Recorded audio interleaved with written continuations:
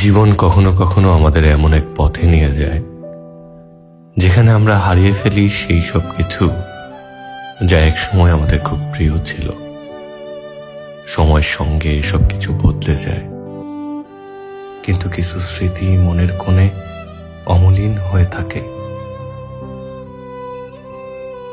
যেগুলো আর কখনো ফিরে আসে না।